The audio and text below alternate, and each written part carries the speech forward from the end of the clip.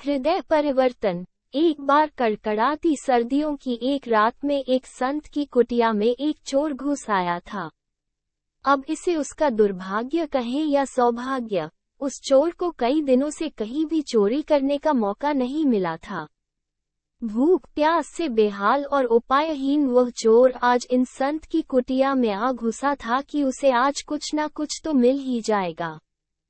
पर संत की कुटिया एक तो छोटी और ऊपर से एकदम खाली।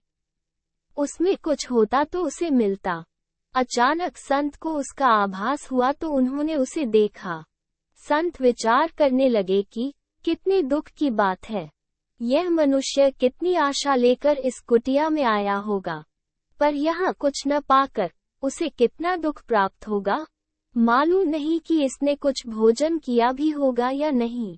आधी रात पहले ही ढल चुकी है, अब शायद इसके पास इतना समय भी नहीं बचा कि ये किसी दूसरे स्थान पर चोरी कर सके। इसे खाली हाथ भेजना ठीक नहीं होगा। कुछ नहीं तो कम से कम जो कंबल मैंने ओढ़ा हुआ है, ये तो है, यही दे देना चाहिए। वे संत उठे तो चोर घबराकर भागने लगा। संत ने उसका हाथ कसकर पकड़ लिया और कहा, तुम भागो मत, तुम्हें यहाँ कोई भय नहीं है। मेरे पास कुछ अधिक तो नहीं है, पर यह कंबल है, तुम यही ले जाओ। संत ने अपने शरीर पर लिपटा हुआ एकमात्र कंबल उतारा और उसे उसके हाथ में थमा दिया। अब संत स्वयं लंगोटी में ही रह गए। चोर स्तब्ध रह गया। उसने उन्हें कंबल वापस ओढ़ाया और सीधा उनके चरणों में गिर पड़ा।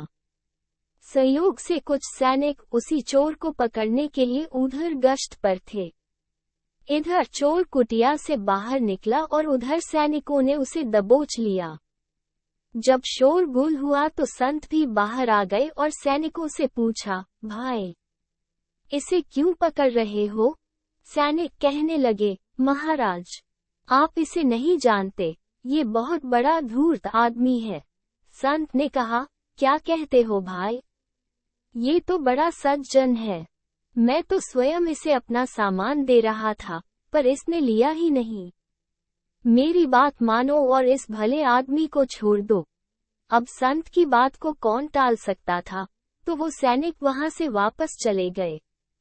पर वो चोर वहीं रह गया और चोरी छोड़कर उन संत की सेवा करने लगा। शिक्षा। अच्छे विचारों और अच्छे व्यवहार से किसी भी व्यक्ति का हृदय परिवर्तन किया जा सकता है, बस आप में वो समझ होनी चाहिए। दोस्तों, अगर आपको ये कहानी पसंद आई हो तो इसे लाइक और हमारे चैनल को सब्सक्राइब कीजिए, ताकि हम और कहानियाँ आपके लिए ला सके।